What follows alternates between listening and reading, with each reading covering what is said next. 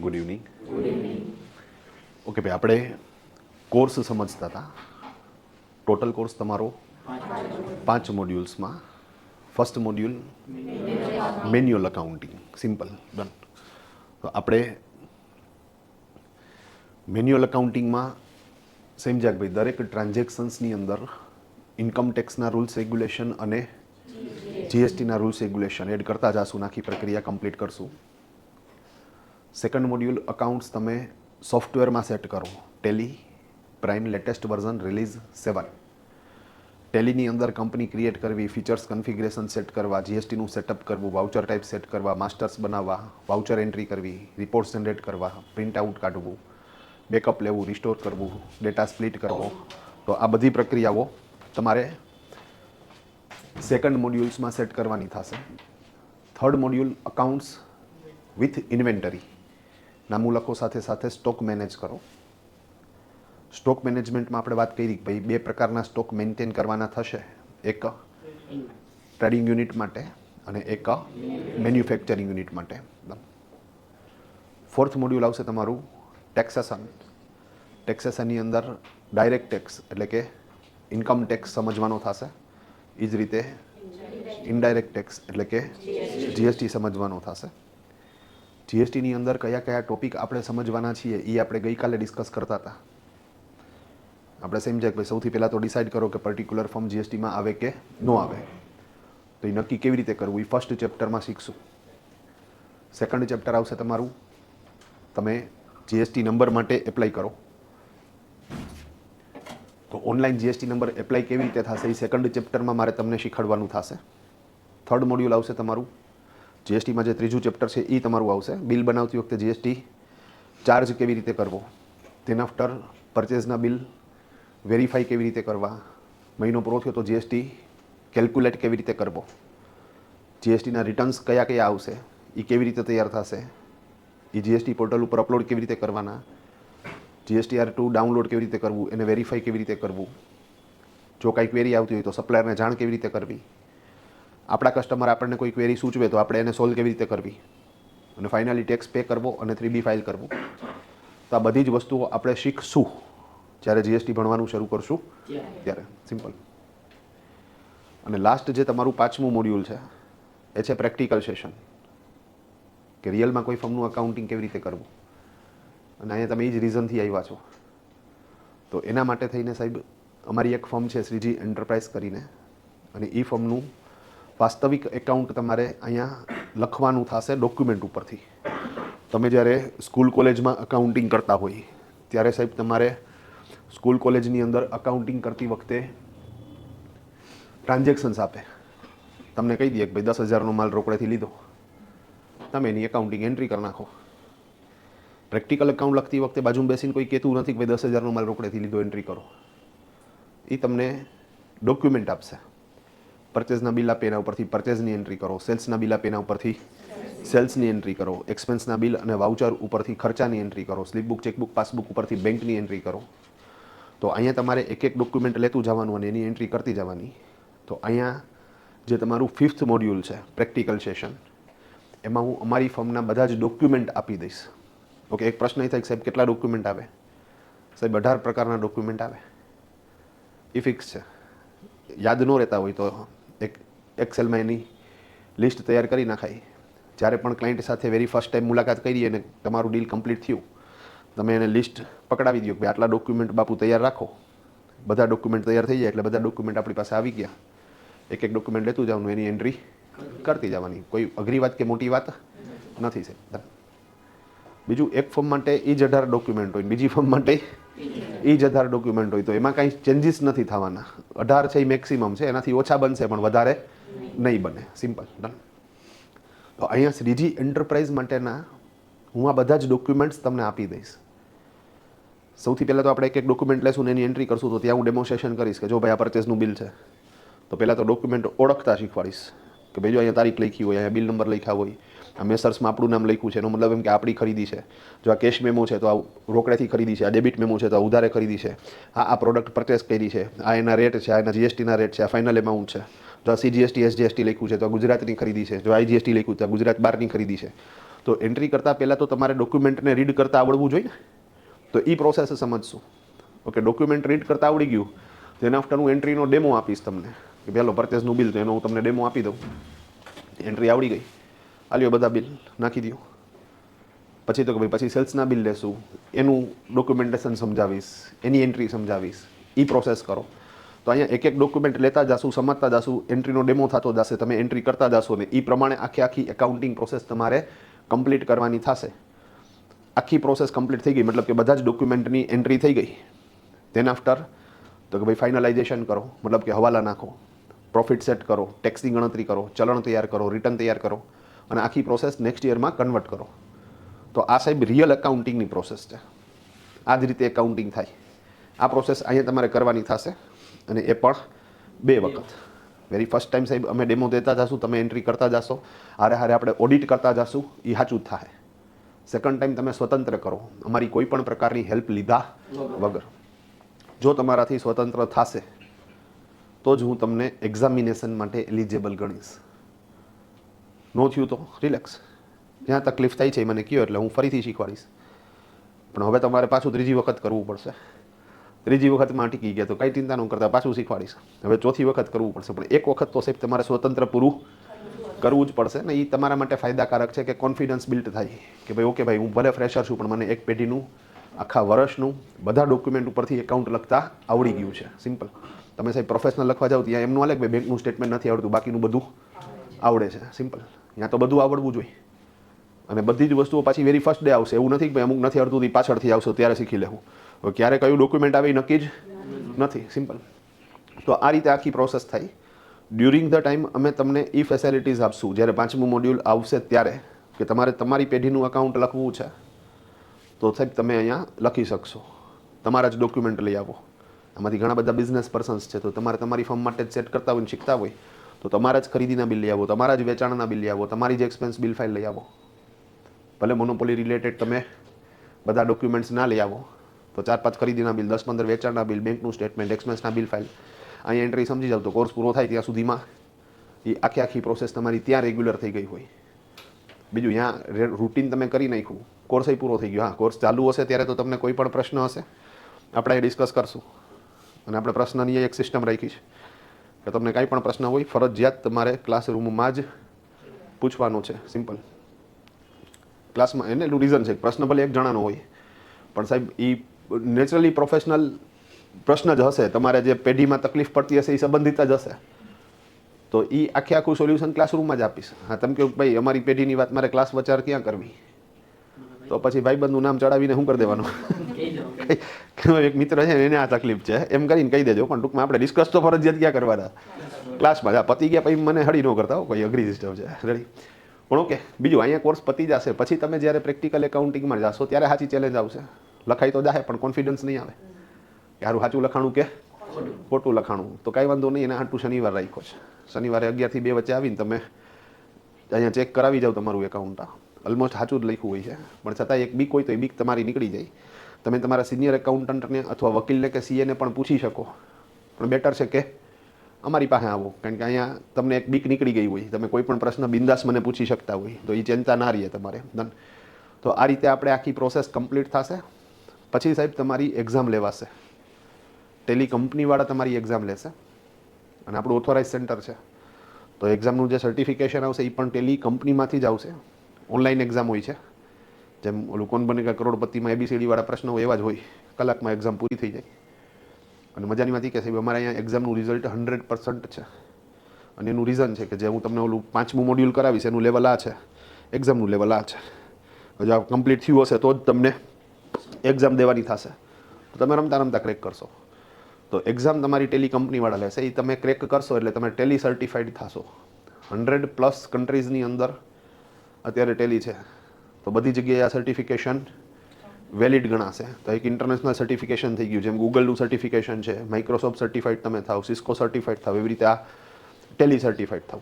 બીજું ટેલી સર્ટિફિકેશનનો ફાયદો શું? ઓકે, પર્સનલી સાહેબ હું એવું માનું છું કે સર્ટિફિકેટ કરતાંય વધારે મહત્વનું છે તમને આવડવું જોઈએ. તમે સર્ટિફિકેટ A+ વાળું લઈ આવો પણ હું તમને પરચેસનું બિલ આપું તમે જો એની એન્ટ્રી ન કરી શકો તો તમે મારા માટે કોઈ કામના નથી.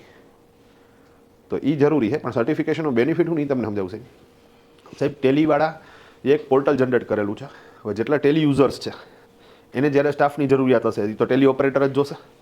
તો એ પોતાની રિક્વાયરમેન્ટ એ પોર્ટલમાં ચડાવે અને એ જે રિક્વાયરમેન્ટ એને પોર્ટલમાં ચડાવેલી છે એ જોઈ કોણ શકે? તો કે જે ટેલી સર્ટિફાઈડ હોય એ જ જોઈ શકે. એમાં આઈડી પાસવર્ડ તમારા આવશે, એ તમે નાખશો તો જ તમે એમાં જોઈ શકશો. માની લો કોઈને દુબઈ ટ્રાન્સફર થવું છે તો દુબઈ જતા પહેલાં તમારે જોબ તો સેટ કરવી પડશે. તો તમે સર્ચ એન્જિનમાં દુબઈ સર્ચ કરો તો ખબર પડે કે દુબઈમાં કેટલી જોબ છે.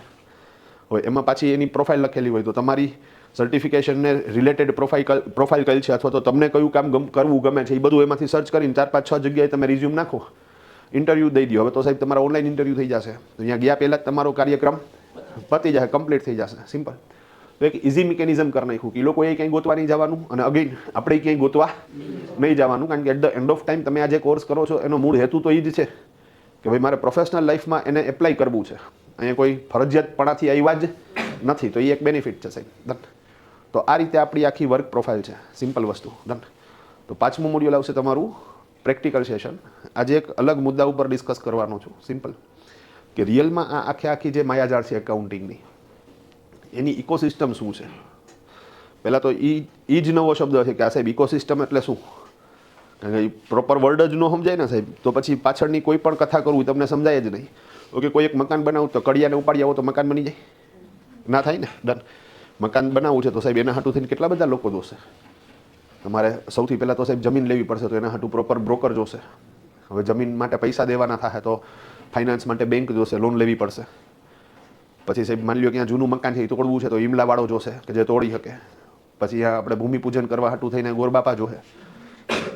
આ સિવાય તમે જુઓ તો આર્કિટેક્ટ જોશે, કોન્ટ્રાક્ટર જોશે, કડિયા જોશે, લાદી ચોડવાળો જોશે, પ્લમ્બર જોશે, ઇલેક્ટ્રિશિયન જોશે, ફર્નિચર કામવાળો જોશે.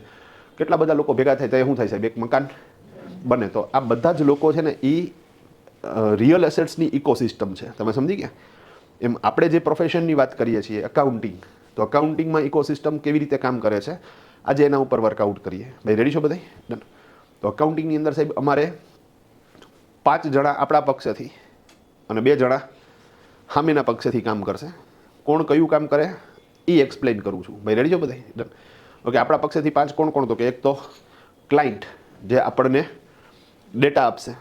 તો ક્લાયન્ટે શું કરવાનું એની એક ફિક્સ પ્રોફાઇલ છે.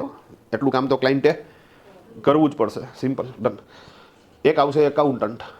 એ પોસ્ટ માટે તમે અહીંયા આવ્યા છો તો તમે પાછી તમારી ઇકોસિસ્ટમમાં સમજો કે તમે કઈ પોસ્ટ માટે આવ્યા છો? અકાઉન્ટિંગ માટે. સિમ્પલ. ડન. ઓકે, એક છે ઇન્કમ ટેક્સના વકીલ, એક છે જીએસટીના વકીલ અને એક છે સીએ. આ 5 જણા ભેગા થાય ત્યારે એક ફર્મનું આખું અકાઉન્ટ કમ્પ્લીટ થાય સાહેબ. ઓકે, કોણે કયું કામ કરવાનું એ સમજવાનું ચાલુ કરીએ છીએ. ભાઈ રેડી? ડન. તો સૌથી પહેલાં આપણે વાત કરશું ક્લાયન્ટની. તમારે શું કરવાનું? તમારે 3 કામ કરવાના. સૌથી પહેલાં હું તમને જે લિસ્ટ આપું, ડોક્યુમેન્ટનું લિસ્ટ દેવાની જવાબદારી કોની છે? અકાઉન્ટન્ટની. અને એ લિસ્ટ મુજબ ડોક્યુમેન્ટ દેવાની જવાબદારી કોની છે? ક્લાયન્ટની છે. તો સાહેબ હું તમને લિસ્ટ આપીશ. હા, નો ડાઉટ. લિસ્ટ આપતા પહેલાં હું એક વખત ક્લાયન્ટ સાથે ડિસ્કસ કરીશ, વાતચીત કરીશ. અને એ વાતચીત દરમિયાન હું શું વાતચીત કરીશ? તો કે ભાઈ શેનો બિઝનેસ છે, મારે એ જાણવું છે કે મેન્યુફેક્ચરિંગ છે, ટ્રેડિંગ યુનિટ છે કે સર્વિસ પ્રોવાઈડર છે. તેના આફ્ટર સ્ટોક મેન્ટેન કરે છે કે નથી કરતા, છેલ્લા કેટલા વર્ષથી ધંધો છે, છેલ્લું કયું આઈટી રિટર્ન ફાઇલ કરેલું છે, પાર્ટનરશિપ ફર્મ છે કે પ્રોપ્રાઇટરી ફર્મ છે, જીએસટીમાં આવે છે કે નથી આવતા, આવે છે તો જીએસટી નંબર માટે થઈને કયો નંબર એપ્લાય કરેલો છે, રેગ્યુલર સ્કીમમાં છે કે કમ્પોઝિશન સ્કીમમાં છે, નંબર ઓફ ટ્રાન્ઝેક્શન્સ કેટલા થાય છે. આ બધું ડિસ્કશન હું કરીશ. કારણ કે આ ડિસ્કશનમાં મને 2 વસ્તુ ખ્યાલ આવશે. એક તો મારે એ ક્લાયન્ટ પાસેથી કઈ કઈ વિગતો લેવાની છે અને બીજું મારે ચાર્જ કેટલો કહેવાનો છે. અહીંયા હું એક લેક્ચર લઈશ પણ અત્યારે એ લેક્ચર લેવાનો કોઈ મતલબ નથી. આખું એકાઉન્ટિંગ સમજી ગયા પછી સેશન લઈશ કે ભાઈ ચાર્જ કેટલો લેવાનો છે. ડન. કારણ કે એ પાછું અગત્યનું છે ને. તમે સાહેબ કોકને વધારે ચાર્જ કહી દેશો તો એવા કેસની અંદર સાહેબ એ ક્લાયન્ટ હાથમાંથી વયો જશે. અને જો ઓછો ચાર્જ કહી દીધો તો સાહેબ તમારું મોટિવેશન ખતમ થઈ જશે. તો ચાર્જ હંમેશા સાહેબ વ્યાજબી જ રાખવો પડે. હવે એ પ્રોપર ચાર્જ ક્યારે સેટ થઈ શકે? જ્યારે તમે એનું પ્રોપર કામ સમજ્યા હોય ત્યારે. સાથે સાથે સાહેબ જે ક્લાયન્ટ છે ને એની એક સાયકોલોજી કહું, એની એક મેન્ટાલિટી કહું. એ હંમેશા પહેલી વખત મળે ને ત્યારે અમને એમ જ કે ભાઈ કાંઈ કામમાં નથી, અમારે બહુ ઓછી એન્ટ્રી, માંડવી એન્ટ્રી હોય. એક દીમાં તો તમારું એકાઉન્ટ શું થઈ જાય? પૂરું થઈ જાય. હવે ભાઈ જોઈ ત્યારે ખબર પડે કે આ તો રોજની વી કહેતો હતો. તો લોચો એ થાય છે સાહેબ કે એક વખત ડિસ્કશન કરો, એના ડોક્યુમેન્ટ લ્યો, સમજો અને પછી ચાર્જ કહો. ચાર્જ કહેવામાં કોઈ ઉતાવળ કરવાની નથી. અને અગેન આપણે એના નરિયા નથી ગણવાના કે ભાઈ રૂપિયાવાળી પાર્ટી છે ને ઓડી લઈને ફરે છે તો આને તો ગમે એટલો ચાર્જ કહેશું વાંધો નથી. હા, ડન. આ તો તમે હું ગરીબ લોકોનું મફત લખી દેવાના હો. તો સાહેબ વ્યાજબી રહેવું જોઈએ સાહેબ, બધા માટે કેવું રહેવું જોઈએ સાહેબ, સરખું રહેવું જોઈએ, તો એ તમારી એક યુનિફોર્માલિટી શું થાય સાહેબ, સેટ થયેલી રહેશે. તો ઇઝી પ્રોસેસ. ઓકે, તો અહીંયા મૂળ વાત હું ક્લાયન્ટ હારે ડિસ્કસ કરીશ અને હું એને લિસ્ટ આપીશ. ઓકે, તમારું પહેલું કામ શું તો કે જે મેં લિસ્ટ આપ્યું છે એ લિસ્ટ મુજબ બધા જ ડોક્યુમેન્ટ રેડી કરીને રાખો અને બધા રેડી થઈ જાય પછી એક સાથે મને આપજો. એવું ન કરતા કે 4-5 આજે આપ્યા 10-15 પછી આપ્યા. તમે સમજી ગયા? અહીંયા છે ને સાહેબ અમારી ચાલ અટકે છે. તમે સમજો, તમે કડીઓ બોલાવ્યો દિવાલ બનાવવા હાટું થઈને, હવે એની અંદર સાહેબ ઈટ આવી ગઈ, રેતી આવી ગઈ, સિમેન્ટ જ આવી નથી, ઓલો શું કરશે? સેટ જ ન થાય ને, એની ચાલ અટકે, આખો દિવસ એનો વેસ્ટ થઈ જાય સાહેબ. ડન. હા, ડે ઉપર આવતો હોય તો એને કાંઈ વાંધો નથી, પણ સાહેબ ઉજળો કોન્ટ્રાક્ટ રાખ્યો હોય તો સાહેબ એને તો લોસ જાય. તો આવું અમારી યારે થાય છે સાહેબ. અમારા માટે અમારો સમય છે ને સાહેબ, એ જ અમારા નાણાં છે. અમે અમારો સમય જ શું કરીએ છીએ ક્લાયન્ટના. સર્વિસ સેક્ટરમાં ક્યાં માલ આપીએ છીએ આપણે? સર્વિસ સેક્ટરમાં તો આપણે સમય આપીએ છીએ, તો સમય છે એ આપણા માટે નાણાં છે સાહેબ, સિમ્પલ. તો મને ડોક્યુમેન્ટ મહેરબાની કરીને શું કરતો સાહેબ, બધાય તૈયાર થઈ જાય પછી જ આપજો. એ વિનમ્રતાથી કહેવાનું છે, હાથ જોડીને. હા, ડન. તો ઇઝી. ઓકે, ડોક્યુમેન્ટ એ મને આપે ને એટલે મારે તરત જ ચેક કરવાનું કે એણે મને પ્રોપર ડોક્યુમેન્ટ આપ્યા કે નહીં. ઓકે, ડોક્યુમેન્ટ આવી જાય પછી મારું કામ ચાલુ થશે. હું એક ડોક્યુમેન્ટ લેતો જઈશ ને એની એન્ટ્રી કરતો જઈશ. ભાઈ ક્લિયર છે? ડન. ઓકે, હવે ઘણીવાર એવું બને કે એન્ટ્રી કરતાં મને માલુમ પડે કે અમુક ડોક્યુમેન્ટ અધૂરું છે. એક્ઝામ્પલ આપું તમને, આપણું બિલ હોય પરચેસનું કે સેલ્સનું, એની ઉપર કેશ મેમો, ડેબિટ મેમો એવું લખેલું હોય. હવે માની લો કે સાહેબ ઉધારે ખરીદી કરી છે, તો કેશ મેમો ઉપર આમ લીટો મારી દીધો હોય એટલે ખબર પડે કે આ ખરીદી કેવી છે, ઉધારે છે. ઓકે, જો રોકડેથી ખરીદી કરી હોય તો ડેબિટ મેમો ઉપર લીટો મારી દીધો હોય તો આપણે સમજી જઈએ કે ભાઈ ઓકે આ રોકડેથી છે, સિમ્પલ. હવે ક્યારેક એવું બને કે એણે મને બિલ તો આપ્યું સાહેબ, પણ એ બિલની ઉપર કોઈ ચોખવટ જ નથી.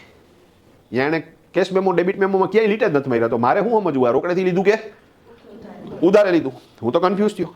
ઓકે, હવે ભણતા ને તમે સ્કૂલમાં ત્યારે સાહેબ આ કન્ફ્યુઝન થતું ને, તો એમાં એક તમને જુગાડ આપી દીધો હતો કે વ્યવહારની અંદર કાંઈ ચોખવટ ન હોય અને પાર્ટીનું નામ ન લખ્યું હોય તો રોકડ સમજવું અને પાર્ટીનું નામ લખ્યું હોય તો ઉધાર સમજવું. આ ભણતા હતા ત્યારની વાત છે. પ્રેક્ટિકલી સાહેબ કાંઈ ધારી લેવાની વાત આવતી નથી. આમાં ધારી નહીં લેવાનું, આમાં રિયલમાં જે છે એ જ જોવાનું. હવે મને નથી ખબર પડતી તો મારે એને શું કરવું પડશે? ફોન કરવો પડશે. મેં કીધું બાપુ આપણે આ શ્રીનાથજી એન્ટરપ્રાઇઝને માલ વેચ્યો છે. આ મને કે તો મેં તું તો એ રોકડેથી વેચ્યો કે ઉધારે વેચ્યો છે? તમે મને બિલ આપ્યું ને અધૂરું આપ્યું છે, તો એટલે હું મેં કીધું ડન. હા, તો મને કે શ્રીનાથજી વાળાને ઉધાર જ હોય કે હા, એ સમજી જ લેવાનું. મેં કીધું સાહેબ તમારી જેમ 400 જણા નામ લખતો હોય, હવે એને પાછી 400 બીજી પેઢી આવતી હોય. હવે 16,000 પાર્ટીમાં તમારું ટ્રાન્ઝેક્શન્સ કઈ રીતે થાય છે એ મને ખબર જ ન હોય સાહેબ. ડન. તો તમારે મને હા, હવે એ તમારું બીજું કામ હો ને. ડન. પહેલું કામ કહ્યું તો કે તમે મને પૂરેપૂરા ડોક્યુમેન્ટ આપી દીધા. બીજું કામ કહ્યું તો કે સાહેબ જો ડોક્યુમેન્ટમાં કોઈ ક્વેરી છે તો એ ક્વેરી એણે મને શું કરી દેવી પડશે? સોલ્વ કરી દેવી પડશે. ભાઈ ક્લિયર છે આખી વસ્તુ? તો આ બીજું કામ તમારું. અને ત્રીજું અને સૌથી અગત્યનું કામ તમારું, તમારે મને જે આપણે નક્કી કર્યા એ પૈસા દેવાના છે. હા, પાછું 2 કરે ત્રીજું ન કરે તો આપણે છોકરાઓને ખવડાવવું શું? તો ક્લાયન્ટના કેટલા કાર્યો છે? 3 કાર્યો છે. સૌથી પહેલું મને પૂરા ડોક્યુમેન્ટ આપો. બીજું ડોક્યુમેન્ટની એન્ટ્રી કરીશ ત્યારે મને કાંઈ કન્ફ્યુઝન થશે તો હું તમને પૂછીશ, સાહેબ તમે મને શોર્ટ આઉટ કરી દો. અને ત્રીજું જે નક્કી થયું છે મને પૈસા આપો. હલો, ડન છે? હવે મેં ઓલરેડી એના બધા ડોક્યુમેન્ટ એન્ટર કરી નાખ્યા. હવે જો તમે કમ્પ્યુટરમાં એકાઉન્ટિંગ કરો છો, સોફ્ટવેરમાં એકાઉન્ટિંગ કરો છો, તો ફાયદો એ છે સાહેબ કે બાકીની બધી એકાઉન્ટિંગની પ્રક્રિયા સોફ્ટવેર કરી આપશે. હા, મેન્યુઅલ એકાઉન્ટિંગ કરતા હોય ને તો એન્ટ્રી કર્યા પછી આપણે ખાતા વાઇઝ ડિટેલ અલગ કરવી પડે, તો ખાતા બનાવવા પડે, ખતાવણી કરવી પડે, સરવાળા મારવા પડે, બાકી શોધવી પડે, કાચું સરવું તૈયાર કરવું પડે, વાર્ષિક હિસાબો તૈયાર કરવા પડે, હવાલા નાખવા પડે, ત્યારે આખી પ્રોસેસ કમ્પ્લીટ થાય. જો કોમ્પ્યુટરમાં એકાઉન્ટિંગ કરો છો તમારે સાહેબ ખાલી આમનું જ લખવાની, વાઉચર એન્ટ્રી કરવાની, બાકીનું બધું કામ કોણ તૈયાર કરી દેશે? સોફ્ટવેર તૈયાર કરી દેશે. Simple, done. બાકીનું બધું કામ સોફ્ટવેર તમને એ ખાતા બનાવી દે, ખતાવણી કરી દે, સરવાળા મારી દે, બાકી શોધી દે, કાચું સરવું તૈયાર કરી દે, વાર્ષિક હિસાબ તૈયાર કરી દે, વાર્ષિક હિસાબમાં વેપાર ખાતું, નફા નુકસાન ખાતું, પાકું સરવું તૈયાર કરી દે, વેપાર ખાતાના ટોટલ મારે ડિફરન્સ કાઢે, કાચો નફો ગોતે, એ P&Lમાં કન્વર્ટ કરે, એના ટોટલ મારે ડિફરન્સ કાઢે, ચોખ્ખો નફો ગોતે, એ બેલેન્સ શીટમાં કન્વર્ટ કરે, બેલેન્સ શીટને ટોટલ મારી દે. હદ કરી નાખી. બધું કામ કોણે કરી દીધું? કોમ્પ્યુટર કરી દીધું. તો એને બધું કામ કરી દીધું. પછી મારે શું કરવાનું હતું કે સાહેબ મારી પાસે બધો ડેટા રેડી થઈ ગયો એકાઉન્ટિંગનો.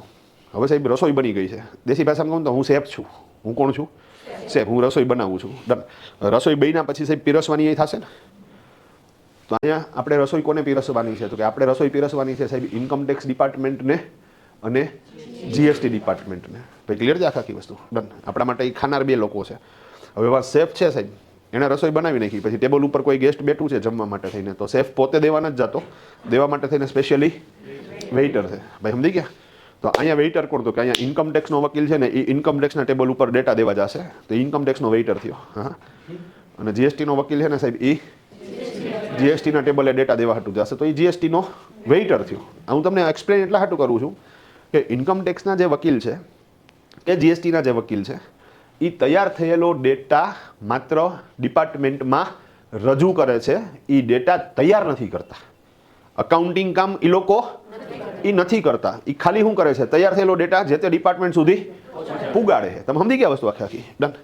તો ઇઝી પ્રોસેસ. ઓકે, હવે એ પ્રોસેસ કેવી રીતે કરવાની? તો કે બહુ ઇઝી છે સાહેબ. ડન. મારો ડેટા તૈયાર થઈ ગયો, હવે ઇન્કમ ટેક્સમાં ડેટા દેવાનો છે. તો ઇન્કમ ટેક્સમાં વર્ષે કેટલી વખત ડેટા દેવાનો? એક વખત. ક્યારે? તો કે વર્ષ પૂરું થઈ ગયા પછી. જો નોન ઓડિટેબલ ફોર્મ હોય તો 4 મહિના અને ઓડિટેબલ ફોર્મ હોય તો 6 મહિના. ડન. તો અહીંયા મારે એ ડેટા ઇન્કમ ટેક્સમાં દેવાનો છે, તો મારે ઇન્કમ ટેક્સના વકીલ પાસે જવાનું થાય. હવે ઇન્કમ ટેક્સના વકીલ અપોઇન્ટ કોણ કરે? તો અહીંયા બે ઓપ્શન છે. જો ક્લાયન્ટના કોઈ ઓળખીતા હશે તો એ મને કહેશે કે ભાઈ ધર્મેશભાઈ, આ જીતુભાઈ અમારા ઓળખીતા છે, તો તમે આ જીતુભાઈ પાસે શું કરાવજો? રિટર્ન ફાઇલ કરાવી દેજો. ભાઈ ક્લિયર છે આખી વાત? અને ઘણી વખત ક્લાયન્ટ અમને કહે કે ભાઈ તમારા કોઈ ઓળખીતા હોય ને સારા હોય ને જેન્યુન હોય તો તમે એને કામ આપી દેજો, એનો જે ચાર્જ થશે એ હું આપી દઈશ, પણ તમારા ઓળખીતા હોય તો તમારે કોમ્યુનિકેશન ઇઝી રહેતું હોય તો એ તમને અનુકૂળતા પડતી હોય કરી નાખવાનું. મોટા ભાગના કેસમાં એવું જ થાય છે કે ક્લાયન્ટ એ જવાબદારી કોને સોંપી દે છે? એકાઉન્ટન્ટને. તમે સમજી ગયા છો આખી? આપણે મકાન બનાવતા હોય તો આપણે મેઇનલી આર્કિટેક્ટને પકડીએ, પછી કોન્ટ્રાક્ટર કોણ રાખવો ને મોટા ભાગના કેસમાં કોણ ડિસાઇડ કરતું હોય? આર્કિટેક્ટ નક્કી કરતો હોય. પ્લમ્બર કોણ રાખવો એ આર્કિટેક્ટ નક્કી કરતો હોય. તો આવું બને છે. તો અહીંયા સાહેબ માની લો કે આ બેન છે એ પોતે ઇન્કમ ટેક્સના વકીલ છે, તો હું એમની પાસે જઈશ કે ભાઈ આ ભાઈનું મેં એકાઉન્ટ આખું લખી નાખ્યું છે અને એનું રિટર્ન આપણે તૈયાર કરવાનું છે. મને કે ઓકે.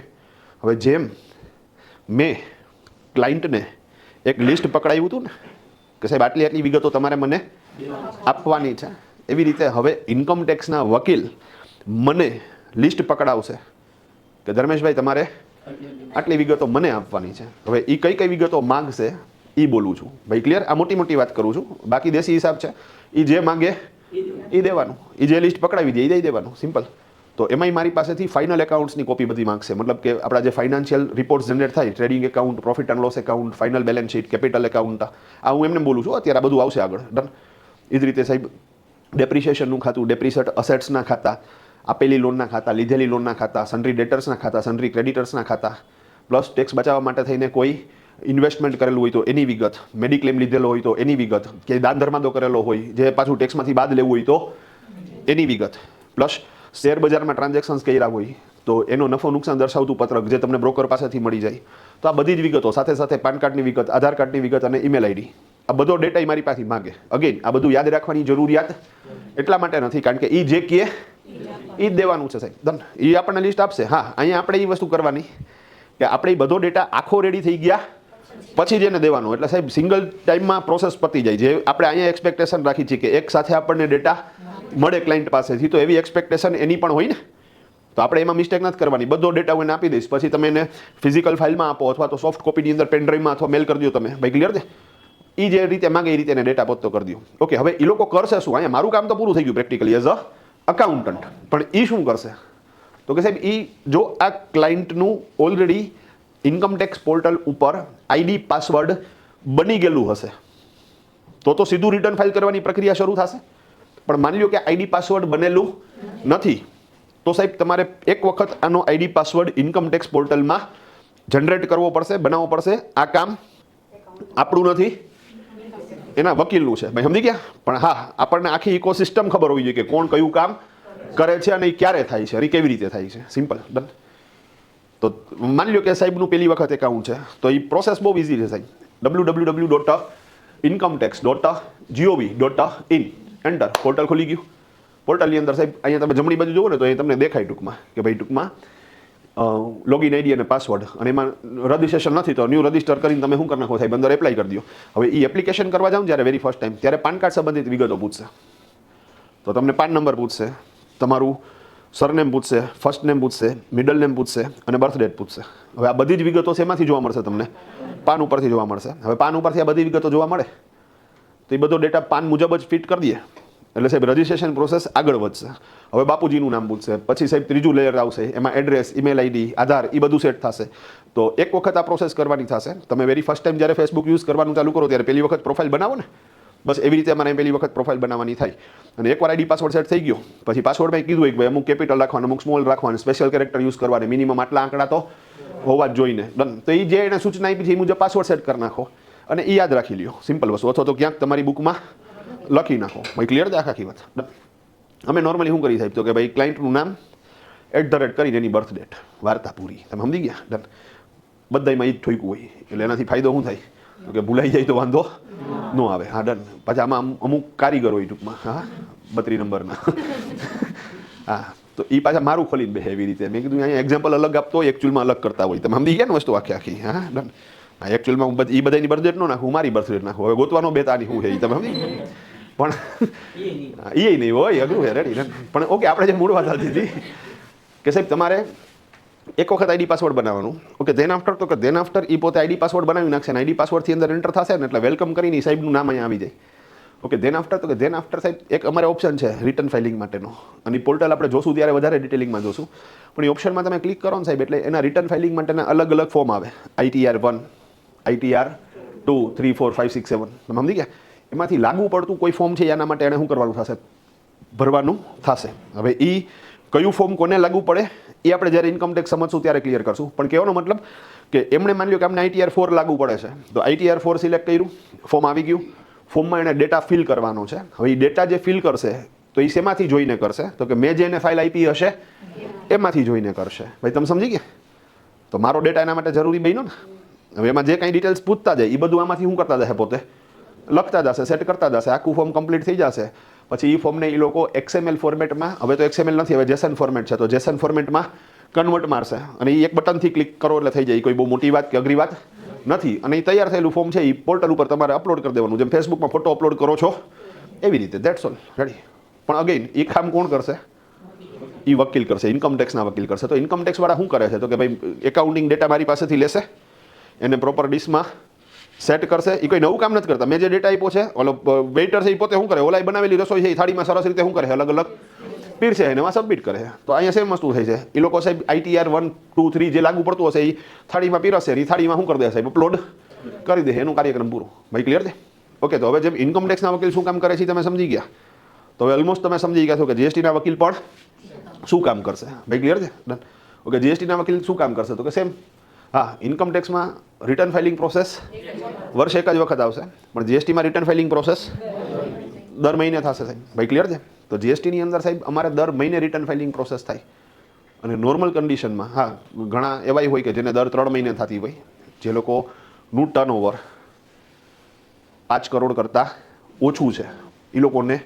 3 મહિને જવું હોય તો છૂટ છે પણ એ લોકો એ જાતા નથી એ લોકો કેમાં જાય છે દર મહિને જ જાય છે શું કામ તો કે એ જ્યારે GST સમજશું ત્યારે ક્લિયર કરશું પણ કહેવાનો તાત્પર્ય આપણે મહિને ગણો તો સાહેબ મારે ઇન્કમ ટેક્સના વકીલ પાસે તો વર્ષે એક જ વખત જવાનું છે પણ GSTના વકીલ પાસે મારે દર મહિને જવાનું થશે અગેન એને મારે ડેટા દેવાનો થશે તો કે શું ડેટા દેવાનો તો કે એ જે માગે એ ભાઈ ક્લિયર છે તો GSTના વકીલ જે હોય એ મને દર મહિને એક વોટ્સઅપમાં મેસેજ નાખી દે કે ભાઈ ધર્મેશભાઈ સેલ્સનો ડેટા એટલે કે sales register purchase register expense details અને મિલકત કોઈ પરચેસ કરેલી હોય તો એની વિગત મને શું કરી દો મોકલાવી દો મેં કીધું સુપર ડન હવે દેશી ભાષામાં એ જે વિગત માગે એ વિગત એને આપી દેવાની ભાઈ ક્લિયર છે ઓકે ભાઈ એના ઉપરથી એ શું કરશે તો કે એ GST પોર્ટલ ઉપર રિટર્ન ફાઇલ કરશે હવે GST રિટર્ન ફાઇલ કરવાની પ્રોસેસ ક્યારે થશે જો એ પર્ટિક્યુલર વેપારી GST નંબર ધરાવતો હશે તો જ ભાઈ સમજી ગયા તો ત્યાં પછી ઓલું રજિસ્ટ્રેશન પ્રોસેસ કરવાની થતી નથી સાહેબ ડન સીધા બેન પોતે શું કરશે તો કે www.gst.gov.in પોર્ટલ ઓપન કર્યું પોર્ટલની અંદર સાહેબ GSTR 1 તો એ સેલ્સનો ડેટા છે GSTR 2 એ પરચેઝનો ડેટા છે અને GSTR 3 એ સમરી છે સાહેબ ડન તો એ પોતે પોર્ટલની અંદર ડેટાને અપલોડ કરી દેશે ભાઈ ક્લિયર છે આખી વસ્તુ ડન અમુક ડેટા પોર્ટલ તૈયાર કરી દે તો એને ડાઉનલોડ કરીને વેરીફાઈ કરી નાખશે ટેક્સ પે કરી દેશે 3B ફાઇલ કરી દેશે દેશી ભાષામાં પછી બાકીનું બધું કામ કોણ કરી નાખશે એ GSTના વકીલ કમ્પ્લીટ કરી નાખશે ભાઈ ક્લિયર છે આખી વાત ડન હવે ઘણીવાર એવું થાય સાહેબ આ તો સમજી ગયા ને ઘણીવાર એવું થાય કે GSTના જે વકીલ હોય ને એમને ફોન કરે કે ધર્મેશ બોલો ડેટા મેં કીધું વાંધો નહીં હું પ્રિન્ટ આઉટ દઈને મોકલી દઉં સેલ્સ રજિસ્ટરને પરચેસ રજિસ્ટરને બધું મને કે તમે તો ટેલીમાં નામું લખો છો ને મેં કીધું હા તો મને કે ટેલીમાં તો GSTના રિટર્ન તૈયાર થઈ જાય છે ને મેં કીધું હા તો મને કે કામ કરો ને કે મને આ રજિસ્ટરનો મોકલાવો ટેલીમાં જે રિટર્ન તૈયાર થઈ ગયા છે એ જ મોકલાવો હા બધું વાંધો નહીં. પછી મેં રિટર્ન મોકલાવ્યો તો મને કહે કે ધર્મેશભાઈ ટેલીમાંથી જ રિટર્ન તમે હે ને આમ એક્સપોર્ટ કરશો ને કે એટલે જેસન ફાઇલમાં કન્વર્ટ થઈ જશે. તો એ જેસન ફાઇલવાળી ફાઇલ જ મને શું કરી દો મોકલાવી. એટલે શું કરશે એ તમે સમજી ગયા ને? હા, મારે અહીંયા થાળીમાં બધું ગોઠવી જ દેવાનું. એ ખાલી યાદ શું કરી આવશે, દઈ આવશે. ડન હે? હા, તો ગજબ થઈ ગયું ભાઈ. ડન. તો એ તો મને આવડે છે. મેં કીધું હા. અને આપણને ફાયદો એ કે સાહેબ તમે ટેલી શીખો છો. ટેલી પોતે જીએસપી છે. જીએસપીનો મતલબ થશે જીએસટી સુવિધા પ્રોવાઈડર. રિપીટ, જીએસટી સુવિધા પ્રોવાઈડર. ડન. તો ટેલીની અંદર જો તમે પ્રોપર જીએસટી સેટઅપ કરેલું હશે તો ટેલી જીએસટી સંબંધિત બધા જ રિટર્ન્સ પોતે તૈયાર કરીને દેશે. આપણે ડાયરેક્ટ શું કરવાનું સાહેબ? અપલોડ કરવાના. હવે અત્યાર સુધી તો એવું થતું સાહેબ કે અપલોડ કરવા માટે થઈને ટેલીમાંથી જે જીએસટી રિટર્ન હોય એને એક્સપોર્ટ કરાવવું પડે, એને જેસન ફાઇલમાં કન્વર્ટ કરવું પડે અને પછી અમારે પોર્ટલ ઉપર અપલોડ થાય. હવે ટેલી સોફ્ટવેરમાંથી પોર્ટલે ખોલવાનું નથી, ડાયરેક્ટ શું થશે સાહેબ? તમારું રિટર્ન અપલોડ થશે. તો લોજિકલી સાહેબ તમે અહીંયા એવું વિચારી શકો કે તો પછી સાહેબ આપણે જીએસટીના વકીલ છે એને રજા આપી દઈ અને એ જે કામ કરે છે એ આપણે કરી લઈ તો આપણને અકાઉન્ટ લખવાનો ચાર્જ મળે અને જીએસટી રિટર્ન ફાઇલ કરવાનો પણ ચાર્જ મળે. તો આવું કરી શકાય? હા, 110% કરી શકાય. અને અહીંયા હું એ વસ્તુ શીખવાડીશ તમને. મતલબ કે અહીંયા તમે એકાઉન્ટિંગ તો શીખશો જ પણ હારે હારે તમે જીએસટી રિટર્ન ફાઇલ કરતા આખી પ્રક્રિયા શીખી જશો. અને એ બહુ ઇઝી પ્રોસેસ છે, કોઈ અઘરી પ્રોસેસ નથી. કારણ કે ડેટા તો આપણે જ તૈયાર કરીએ છીએ ને. એ લોકો તો ખાલી શું કરે છે? બી ડેટા અપલોડ કરે. હા, અહીંયા પ્રશ્ન એ થાય કે સાહેબ માની લો કે કંઈક લોચો થયો ને ભવિષ્યની અંદર કોઈ ક્વેરી આવી તો સાહેબ યા તમારે જીએસટી ડિપાર્ટમેન્ટમાં અપિયર થવું પડે. તો એવા કેસમાં તો સાહેબ વકીલ જોશે. તો જોશે તો સાહેબ આવું થાય ને ત્યારે વકીલ હાયર કરાય. સમજ્યા તમે વસ્તુ આખી? વેરી ફર્સ્ટ ડેથી વકીલ હાયર કરવાની કોઈ જરૂરિયાત નથી. અને જો પ્રોપર ટ્રાન્ઝેક્શન્સ રેકોર્ડ કરેલા છે, પ્રોપર રિટર્ન ફાઇલ કરેલું છે તો સાહેબ બીવાની કોઈ જરૂરિયાત નથી સાહેબ. તમારે કોઈ ક્વેરી નહીં આવે. સિમ્પલ. અને આવશે તો તમે અન્ડરસ્ટેન્ડ કરી શકશો કે શું કહેવા માંગે છે. તમે એનો જવાબ ઓલરેડી શું કરી શકશો સાહેબ? આપી શકશો. ક્યારેક એવું બને કે કોઈ નિયમ આપણને ધ્યાનમાં નહોતો તો આપણને લોસ તો નથી જવાનું. હું તમને એક એક્ઝામ્પલ આપું સાહેબ. ઓકે, નોર્મલી જીએસટીમાં એક એવો નિયમ છે કે સાહેબ ખરીદીની અંદર ભરેલો જીએસટી બાદ મળે. હા, મળે સાહેબ. માલની ખરીદીની અંદર તો ભરેલો જીએસટી બાદ મળે છે. એ તો આપણો હક છે, અધિકાર છે. કારણ કે એ માલ આપણે ઓલરેડી શું કરવાના છે? વેચવાના છે. પણ સાહેબ તમે ધંધાની અંદર કોઈ ખર્ચો કરેલો હોય ને તો એ ખર્ચની અંદર ભરેલો જીએસટી પણ બાદ મળે ને સાથે સાથે ધંધા માટે કોઈ મિલકત લીધેલી હોય ને તો એ મિલકતની અંદર ભરેલો જીએસટી પણ બાદ મળે. હવે ક્યારેક એવું બન્યું કે સાહેબ હવે નોર્મલી તો બાદ મળે. તમે નોર્મલ વાત કરી પણ સાહેબ તમે કાર પરચેસ કરી બિઝનેસ માટે, બિઝનેસ પર્પસથી જ કરી છે. હવે કાર પરચેસ કરી સાહેબ તો એ કારની અંદર ભરેલો જીએસટી પ્રેક્ટિકલી શું થવો જોઈએ? આપણને નિયમ મુજબ તો બાદ મળવો જોઈએ. ડન. મળતો નથી. કાં તો કે બસ નિયમ છે અપવાદરૂપ કિસ્સો કે ભાઈ બધી મિલકત ઉપર મળશે પણ કાર ઉપર નહીં મળે. હવે આપણે આપણી રીતે રિટર્ન ફાઇલ કર્યું ત્યારે આપણને નહોતી ખબર કે ઓકે આ કાર ઉપર નહોતો મળતો અને આપણે ભૂલથી શું કરી લીધો? એ બાદ લઈ લીધો. ભાઈ ક્લિયર છે? તો ડિપાર્ટમેન્ટ શું કહે કે ભાઈ બાપુ આ તમે 25 લાખની કાર લીધી છે જેની અંદર ઓલરેડી 5 લાખ રૂપિયાનો જીએસટી છે જે તમે બાદ લઈ લીધો છે જે નથી મળવા પાત્ર તો અમે રિવર્સ કરી નાખી છીએ. તો હા, કરી નાખો. આપણે શું કરી શકવાના છીએ? બીજું વકીલ હોય તો એ કંઈ થોડો એ નિયમને બદલાવી શકવાનો છે.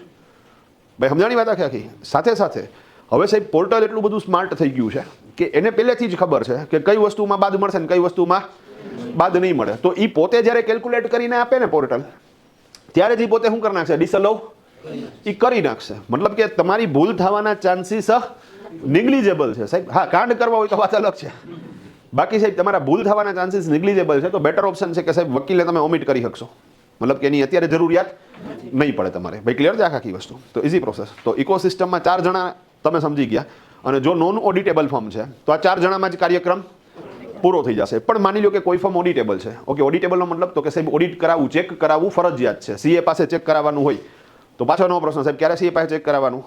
તો કે નોર્મલ કન્ડિશનમાં. હું નોર્મલ બોલું છું તો જે નોર્મલ શબ્દ આવશે ત્યાં પાછો અપવાદરૂપ કિસ્સો પણ આવશે. તો નોર્મલ કન્ડિશનની અંદર જો તમારું ટર્નઓવર 2 કરોડ કરતાં વધારે છે તો સાહેબ તમારે સીએ પાસે ઓડિટ કરાવવું પડશે. કન્સર્ન વિથ ગુડ્સ માટે વાત કરું છું. જો કન્સર્ન વિથ સર્વિસીસ છે, હું સર્વિસ સેક્ટરમાં આવીશ. ડન. તો સાહેબ કન્સર્ન વિથ સર્વિસીસ છે તો એવા કેસની અંદર જો તમારું ટર્નઓવર 50 લાખ કરતાં વધારે છે તો તમારે સીએ પાસે ચેક કરાવવું ફરજિયાત છે. આ નોર્મલ વાત. ઓકે, હવે અહીંયા એક અપવાદરૂપ કિસ્સો આ લોકોએ ઘૂસેડ્યો. કયો?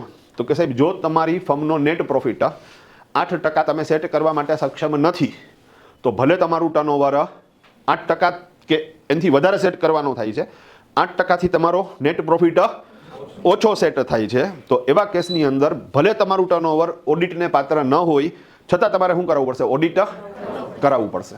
ભાઈ ક્લિયર છે આખી વાત? તો સાહેબ અહીંયા આગળ જો ફોર્મ ઓડિટેબલ છે તો પછી પાંચમું કેરેક્ટર આપણે અહીંયા જનરેટ થયું કયું તો કે સીએ. હવે સીએ શું કરશે? બીજું સીએનું સ્થાન આપણે નહીં લઈ શકીએ. સીએનું સ્થાન આપણે નહીં લઈ શકીએ, પણ સીએ કરશે શું? હાલો કરશે શું તો એ સમજીએ સાહેબ. ડન. ઓકે, સીએ કેટલા કામ કરવાના થશે? ડન. સીએ 5 કાર્યો કરવાના થશે. કેટલા? 5 કાર્યો. ઓકે, સૌથી પહેલું કાર્ય વાઉચિંગ. સૌથી પહેલું કાર્ય વાઉચિંગ. ઓકે, છે હું ચાઇનીઝ શબ્દ હોય એવું લાગે છે. હા, વાઉચિંગનો મતલબ થશે રિલેટેડ ડોક્યુમેન્ટ સાથે ડેટા ચેક કરવો.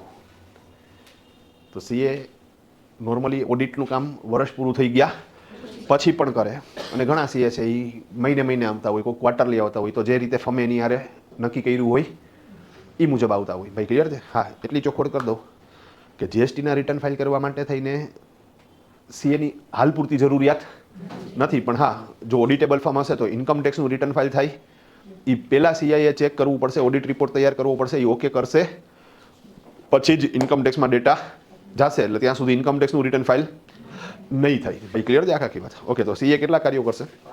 5 કાર્યો કરશે. સૌથી પહેલા નંબર ઉપર વાઉચિંગ કરશે. ઓકે, વાઉચિંગનો મતલબ શું થાય? વાઉચિંગનો મતલબ થશે રિલેટેડ ડોક્યુમેન્ટ હારે ડેટાને ચેક કરવો.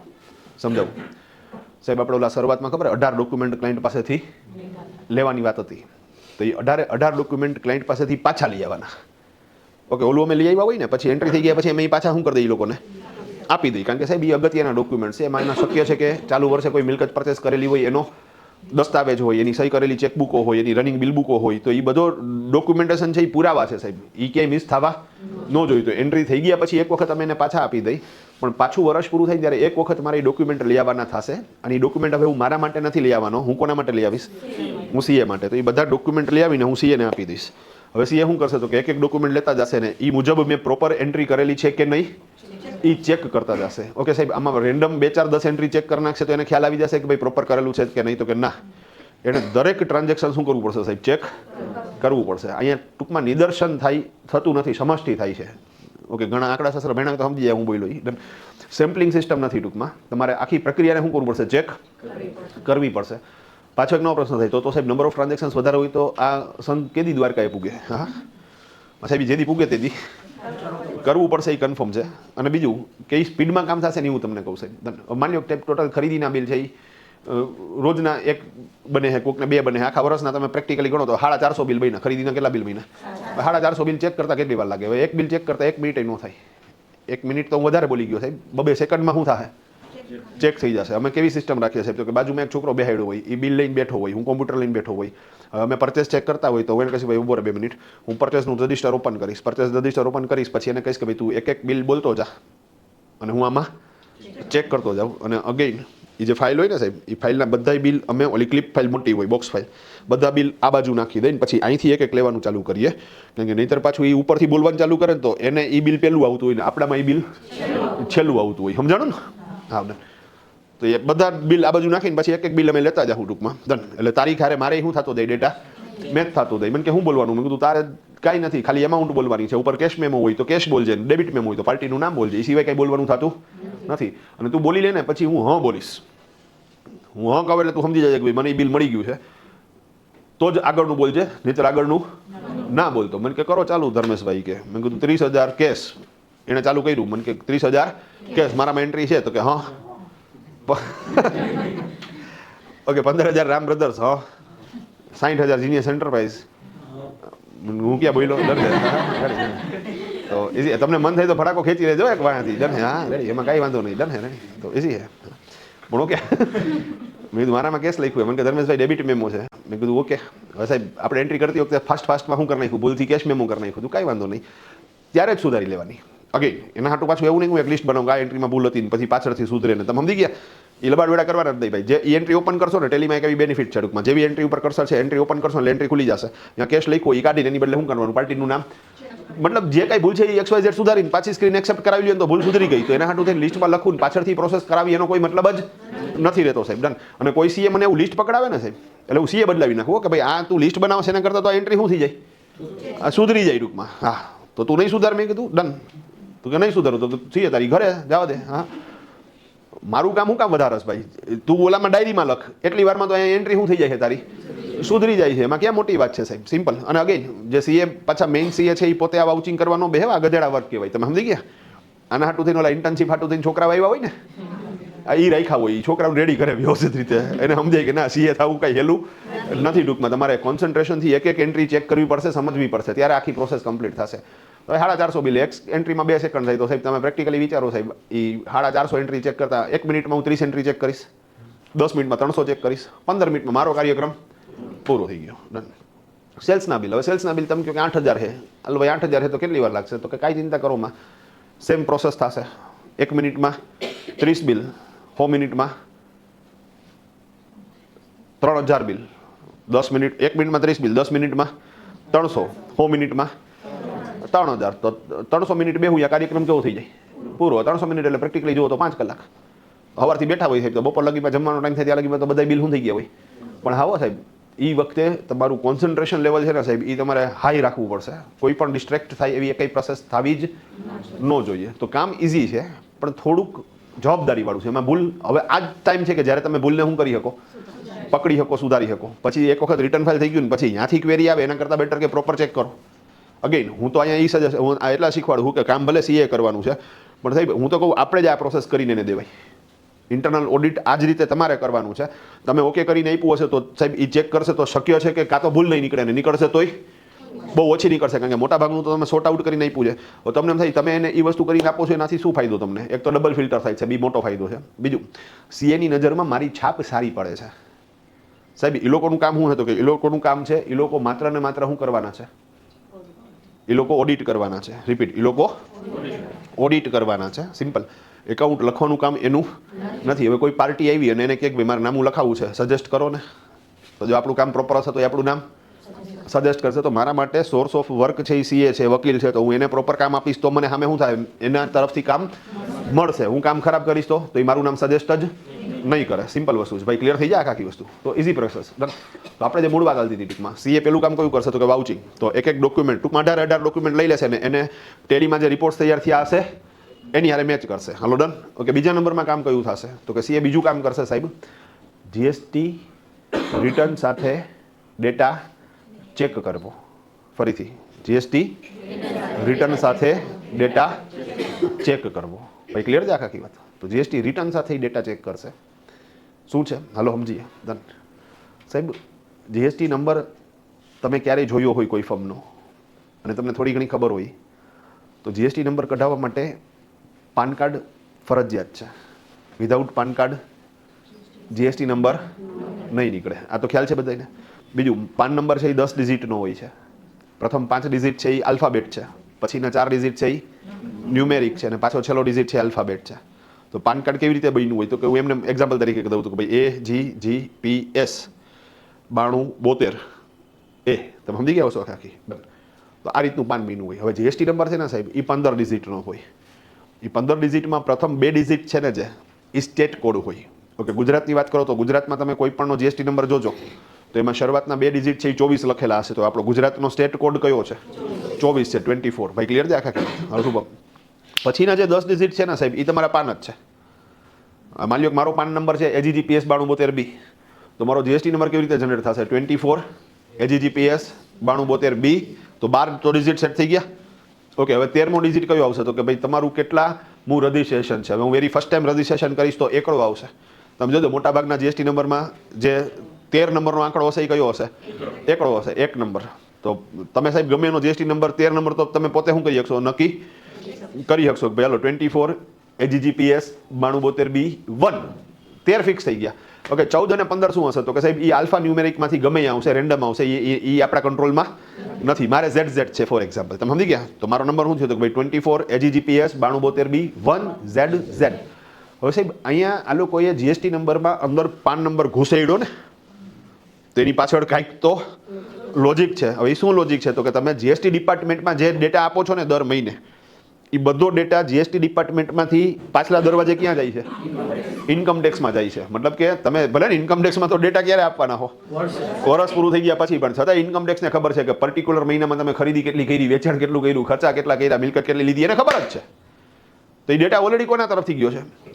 જીએસટી તરફથી. આ એક વાત. બીજી વસ્તુ કે જીએસટીમાં તમે જે ડેટા આપ્યો એ દર મહિને આપ્યો, તો આખા વર્ષમાં માની લો ટોટલ 12 વખત ડેટા આપ્યો છે, તો 12 મહિનામાં માની લો કે વેચાણ તમે 10 લાખ રૂપિયાનું આપ્યું, પહેલા મહિને 10 લાખ, બીજા મહિને 10 લાખ, ત્રીજા મહિને 10 લાખ, તો ટોટલ તમે વેચાણ કેટલું આપ્યું? તો કે આખા વર્ષનું 1,20,00,000. તો હવે ઇન્કમ ટેક્સમાં જે તમે એન્યુઅલ રિટર્ન ફાઇલ કરો છો એની અંદર તમારું ટોટલ વેચાણ 1,20,00,000 દેખાવું જોઈએ ને? તો એ તમે જોવો ચેક કરો ભાઈ. હવે માની લો કે સાહેબ 1,17,00,000 દેખાય છે તો કાંઈક તો લોચો છે, અથવા 1,25,00,000 દેખાય છે તો કાંઈક તો લોચો છે. કહેવાનો તાત્પર્ય તમારો ડેટા જીએસટીના ડેટા શું થવો જોઈએ? મેચ થવો જોઈએ. હવે માની લો કે ઇન્કમ ટેક્સની અંદર તમારો ડેટા કંઈક અલગ ગયો, હવે એમાં 1,17,00,000 થાય છે અને ખરેખર જીએસટીમાં તમે જે 12 મહિનામાં ડેટા આપ્યો છે એમાં તમે આપ્યો છે 1,20,00,000. તો અહીંયા બે વસ્તુ થઈ શકે. કાં તો અત્યારે જે ઇન્કમ ટેક્સનો ડેટા તૈયાર થયો છે, જે હજુ આપણે ઇન્કમ ટેક્સ રિટર્નમાં સબમિટ કર્યો નથી, કાં એમાં ભૂલ છે, કાં એમાં ભૂલ છે. અને જો એ સાચું છે તો અગાઉ જે 12 મહિનાના જીએસટીના રિટર્ન ફાઇલ થઈ ગયા છે એમાં કંઈક ભૂલ છે સાહેબ. ભાઈ ક્લિયર? હવે જો સાહેબ ઇન્કમ ટેક્સના ડેટામાં ભૂલ હોય ને તો ચિંતા કરવાની જરૂરિયાત એટલા માટે નથી કે હજી રિટર્ન તો ફાઇલ કર્યું નથી. તો આપણે જે અત્યારે તૈયાર થયેલો ડેટા છે એમાં શું કરી નાખો સાહેબ? તમે ચેન્જીસ કરી નાખો, સુધારો વધારો કરી નાખો. ભાઈ ક્લિયર છે આખી વાત? કારણ કે હજી રિટર્ન ફાઇલ નથી થયું તો એમાં સુધારો કરી નાખો સાહેબ, અને તમારો ડેટા જીએસટીના ડેટા મેચ થાય પછી ત્યાં ઇન્કમ ટેક્સમાં રિટર્ન ફાઇલ કરો. પણ માની લો કે એવું બન્યું કે ઇન્કમ ટેક્સનો ડેટા તો ચેક કરતાં ખબર પડી કે આ તો સાચો છે, પણ જે તે ટાઈમે જીએસટીમાં જે ડેટા ગયો છે એમાં કંઈક ભૂલ થઈ છે, તો સાહેબ તમારે 2 મિનિટ ઊભું રહેવું પડશે. પહેલાં જીએસટીમાં જે ડેટા ખોટો ગયો છે એ ચેક કરવો પડશે, એનું રિટર્ન રિવાઇઝ કરવું પડશે, એ ભૂલ ત્યાં જીએસટી ડિપાર્ટમેન્ટમાં સુધારવી પડશે અને પછી ઇન્કમ ટેક્સનું રિટર્ન ફાઇલ થશે. આ વાત સમજાણી? તો આ ચેક કરવાનું કામ, ઇન્કમ ટેક્સમાં ભૂલ છે કે જીએસટીમાં ભૂલ છે એ પકડવાનું કામ અને એને મોડિફાઈ કરાવડાવવાનું કામ છે. એ સીએનું તમારું બીજું કામ છે. ભાઈ ક્લિયર? તો સીએ સૌથી પહેલા નંબર ઉપર શું કરશે? વાઉચિંગ કરશે. ભાઈ ક્લિયર? તો દરેક ડોક્યુમેન્ટને તમારી થયેલી એન્ટ્રીઓ હારે એ ચેક કરશે. ઓકે. બીજા નંબરમાં શું કરશે? તો કે બીજા નંબરની અંદર જીએસટી રિટર્ન સાથે તમારો ડેટા ચેક કરશે અને એ ચેક કરશે કે જો ભૂલ છે તો ઇન્કમ ટેક્સ વાળા ડેટામાં છે કે જીએસટી વાળા ડેટામાં છે. ભાઈ ક્લિયર છે આખી વસ્તુ? ત્રીજા નંબર ઉપર શું કરશે? તો કે ત્રીજા નંબર ઉપર ફોર્મ 26AS સાથે ડેટા મેચ કરવો. નવું ફોર્મ 26AS, હા, એન્યુઅલ સ્ટેટમેન્ટ એટલે એને શું કહેવાય? એસ. સાહેબ શક્ય છે કે આ બધા શબ્દો તમારા માટે નવા હોય પણ પ્રક્રિયા એકદમ સરળ છે. પહેલાં તો એ પ્રશ્ન થાય સાહેબ આ ફોર્મ 26AS છે શું? હવે છે શું એ સમજાવું છું. ભાઈ રેડી? ફોર્મ 26AS તમે જેટલા હાઈ વેલ્યુ ટ્રાન્ઝેક્શન્સ કરેલા હોય, દેશી ભાષામાં તમે જ્યાં જ્યાં પાન કાર્ડ આપ્યા હોય એ બધાય હાઈ વેલ્યુ ટ્રાન્ઝેક્શન્સમાં તમે જે ઓર્ગેનાઇઝેશનને પાન કાર્ડ આપ્યું છે એ ઓર્ગેનાઇઝેશન થ્રુ આ ડેટા ઇન્કમ ટેક્સ ડિપાર્ટમેન્ટ સુધી પહોંચે અને રિયલ ટાઈમ પ્રોસેસ થાય. મતલબ કે મેં કોઈ કાર પરચેસ કરી તો એનું પાસિંગ કરાવતી વખતે આરટીઓ ઓફિસમાં મેં પાન કાર્ડ આપ્યું હોય તો આરટીઓ ઓફિસવાળા એનું જ્યારે ક્લેરિકલ કામ કરતા હોય ને ત્યારે જ એ ડેટા કોને આપી દે? ઇન્કમ ટેક્સને આપી દે. જ્યારે તમે રિટર્ન ક્યારે ફાઇલ કરવાના છો? વર્ષ પૂરું થઈ ગયા પછી. તો અહીંયા પાછો એક પ્રશ્ન એ થાય સાહેબ આવા હાઈ વેલ્યુ ટ્રાન્ઝેક્શન્સ કયા? અત્યારે ખાલી હું મોટું બોલું છું. ભાઈ ક્લિયર છે? તો નોર્મલી સાહેબ તમે 30 લાખ કરતાં વધારે રકમની કોઈ પ્રોપર્ટી પરચેસ કરેલી હોય, ઓકે, 30 લાખ તો સ્ક્રુટિની માટેની લિમિટ છે, પ્રેક્ટિકલી 10 લાખનો નિયમ છે કે ભાઈ 10 લાખથી વધારે રકમની પ્રોપર્ટી પરચેસ કરેલી હશે, દસ્તાવેજ બનાવતી વખતે પાન કાર્ડ દેવું ફરજિયાત છે રજિસ્ટર ઓફિસમાં. ઓકે. તમે સાહેબ કોઈ કાર પરચેસ કરેલી છે તો આરટીઓ ઓફિસમાં પાન કાર્ડ દેવું ફરજિયાત છે. ઓકે. બેંકમાં 50,000 કરતાં વધારે રકમ તમે રોકડ ભરો, ઉપાડો કે રોકડ ડીડી કઢાવો, પાન કાર્ડ ફરજિયાત છે. તમે શેર બજારના ટ્રાન્ઝેક્શન્સ કરતા હોય તો તમારે ડીમેટ ખાતું, ટ્રેડિંગ ખાતું ખોલાવવું પડે. ડીમેટ ખાતું, ટ્રેડિંગ ખાતું ખોલાવતી વખતે પાન કાર્ડ ફરજિયાત છે. તમે ગોલ્ડ પરચેસ કરો છો કે કોઈ પણ વસ્તુ પરચેસ કરો છો, 2 લાખથી વધારે રકમની વસ્તુ પરચેસ કરશો તો પાન કાર્ડ ફરજિયાત છે. તમે ફોરેન કરન્સી પરચેસ કરશો 50,000થી વધારે રકમની, અથવા તો તમે કોઈ ઇન્વેસ્ટમેન્ટ કરશો 50,000થી વધારે, તો અહીંયા પાન કાર્ડ ફરજિયાત છે. ઇવન તમે સાહેબ કોઈ હોટલનું બિલ ચૂકવો 25,000થી વધારે રકમનું, તો અહીંયા પાન કાર્ડ ફરજિયાત છે. તો એ તો તમને એક લિસ્ટ મળી જાય ટૂંકમાં ભાઈ કયા કયા હાઈ વેલ્યુ ટ્રાન્ઝેક્શન્સની અંદર પાન કાર્ડ જરૂરી છે. હવે મજાની વાત એ કે સાહેબ તમે જે ઓર્ગેનાઇઝેશને પાન કાર્ડ આપ્યું, માની લો કે મેં દસ્તાવેજ બનાવતી વખતે રજિસ્ટર ઓફિસમાં પાન કાર્ડ આપ્યું, તો એ લોકોએ આ ડેટા કોને આપ્યો છે? ઇન્કમ ટેક્સને આપ્યો છે. એના હાટું તો માંગે જ સાહેબ. તો સાહેબ આપણે એ ધ્યાન રાખવાનું કે આપણે જ્યારે કોઈ ક્લાયન્ટનું એકાઉન્ટ લખતા હોય, હું સાહેબનું એકાઉન્ટ લખું છું, તો મારે એને 2 હાથ જોડીને વિનમ્રતાથી કહેવાનું કે ભગવાન, પાન કાર્ડ સંબંધિત જેટલા પણ વ્યવહારો કરેલા હોય એની જાણકારી મને આપજો. તમે આપશો તો જ હું ચોપડે ચડાવીશ, અને ચોપડે ચડાવીશ તો જ ઇન્કમ ટેક્સના રિટર્નમાં શો થશે. જો નહીં આપો તો હું તો અજાણ રહીશ એટલે હું ચોપડે નહીં ચડાવું એઝ અ અકાઉન્ટન્ટ, પણ એ ડેટા ઓલરેડી ઇન્કમટેક્સ પાસે તો પહોંચી જ ગયો હશે, તો ક્વેરી આવવાના ચાન્સીસ પૂરેપૂરા છે. તો પ્લીઝ મને શું કરજો સાહેબ, ડેટા આપજો. હવે સાહેબ અમે આટલી રિક્વેસ્ટ કરી હોય છતાંય ઘણી વખત જાણતા કે અજાણતા એ ન દે. સમજી ગયા? જાણતા કે અજાણતા એ ન દે ડેટા. હા, હવે આવા કેસમાં સાહેબ મને કેમ ખબર પડે કે આને પૂરો ડેટા આપ્યો કે નહીં? તો મને એ ખબર પડશે સાહેબ ફોર્મ 26S ઉપરથી. ફોર્મ 26S શું કામ કરે છે એ સમજો. ઇન્કમટેક્સનું પોર્ટલ છે, ઇન્કમટેક્સનું પોર્ટલ છે www.incometax.gov.in. એ પોર્ટલમાં સાહેબ પર્ટિક્યુલર જેનો પણ તમારો ચેક કરવો હોય તો કરી શકશા. તમારો આઈડી અને પાસવર્ડ નાખવાનો, નાખશો ને એટલે ફ્રન્ટ પેજ ઉપર તમને આ બાજુ ક્યાંક દેખાય ટૂંકમાં ફોર્મ 26S એવું લખેલું. એ તમે ગોતી લેજો. એમાં તમે અંદર જાઓ ને એટલે તમારા પાન કાર્ડ સંબંધિત ડેટા શું થઈ જાય બધા આવી જશે. આપણે શું કરવાનું હતું કે ઇન્કમટેક્સ રિટર્ન ફાઇલ કરતાં પહેલાં એક વખત ઇન્કમટેક્સના પોર્ટલ ઉપરથી 26S કાઢી લેવાનું અને આપણે એ ચેક કરી લેવાનું કે ભાઈ આપણા એકાઉન્ટિંગની અંદર આ બધો જ ડેટા દેખાડેલો છે કે નહીં. સાહેબ કેવડી મોટી વાત, આન્સર કી આવી ગઈ હાથમાં. જો 26S આરે ડેટા મેચ કરીને બેઠા હોય તો ક્વેરી આવે ન આવે. ઓકે, જો જીએસટીના ડેટા મેચ કરીને બેઠા હોય તો ક્વેરી આવે જ નહીં સાહેબ. તો સાહેબ કામ જ એવું કરો ને કંઈ ક્વેરી જ ન આવે. કોઈ તમને ખીજાય એવું કામ શું કામ કરવું જોઈએ? તમે સમજી ગયા વસ્તુ આખી ઇઝી સિસ્ટમ. હાલો અદભુતભાઈ ડન. ઓકે, તો આપણે જે મૂળ વાત હતી દીધી આ કામ એકચ્યુઅલી સીએનું છે, પણ એઝ અકાઉન્ટન્ટ અમે કરી નાખી છીએ. તો સીએ ટોટલ ઓડિટમાં કેટલા કામ કરે છે? તો એ 5 કામ કરે. હવે 5 કામમાં એ કયા 5 કામ કરશે? તો કે એમાં આપણે લિસ્ટ બનાવતા એમાં 3 સમજી ગયા ને? ઓકે, સૌથી પહેલા નંબર ઉપર વાઉચિંગ.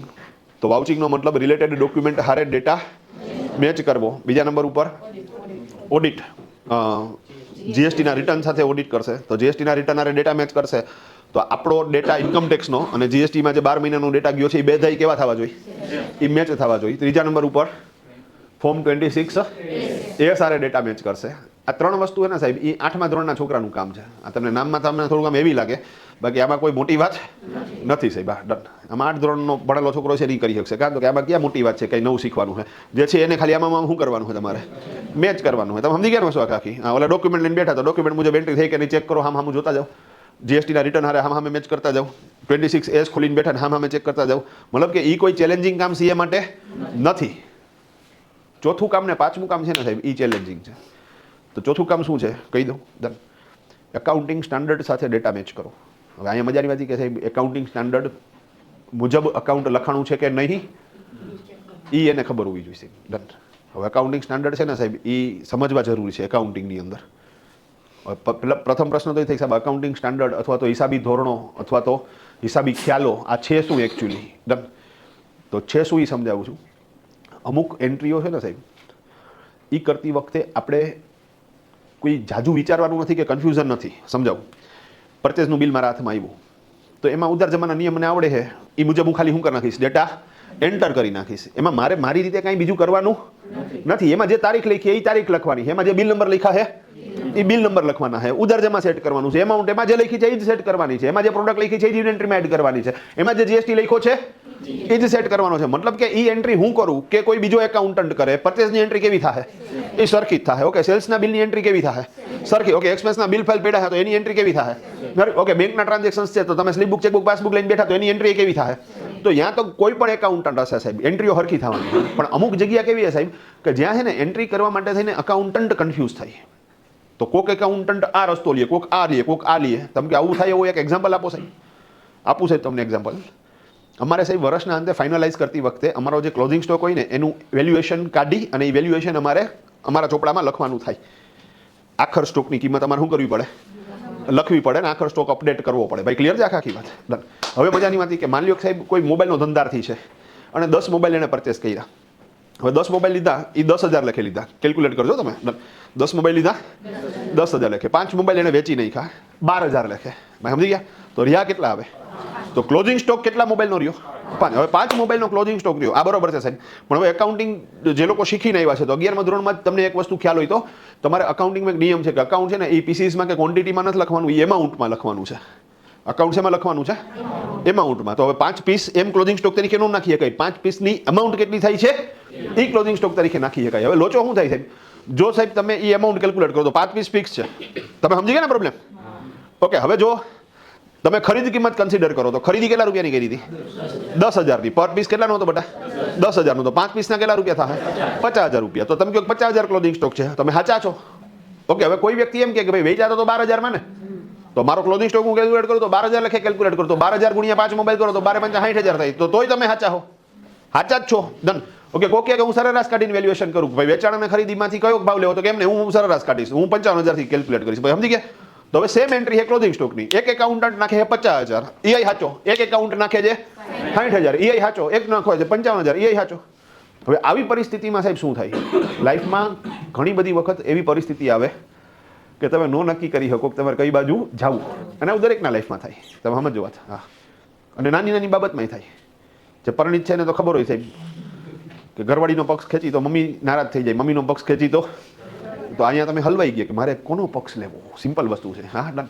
પછી વડીલોને પૂછવાનું શું કરવાનું, તો ભાઈ રાતની બેચમાં ટેલી શીખવા આવી જવાનું. અભી સિસ્ટમ છે. હા, મગજ મારી જોઈએ જ નહીં કઈ પ્રકારની.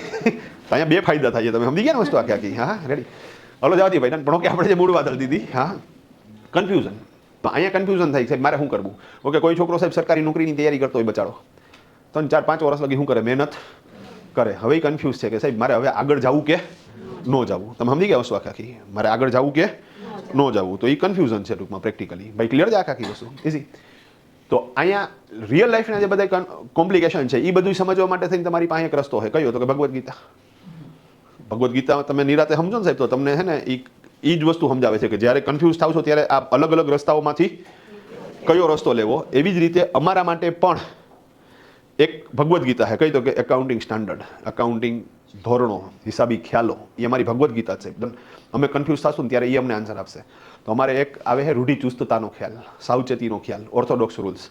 અને એ એવું કહે છે કે ભાઈ જ્યારે કોઈ મિલકતનું વેલ્યુએશન કરો ને ત્યારે cost price or sales price whichever is less is consider for the any kind of assets valuation. પડતર કિંમત અથવા વેચાણ કિંમત બેમાંથી જે ઓછી હોય એ વેલ્યુએશન તમારે કન્સિડર કરવાનું. હવે સાહેબ જવાબ મળી ગયો. ઓકે, ક્લોધિંગ સ્ટોક કઈ કિંમતે ગણશો?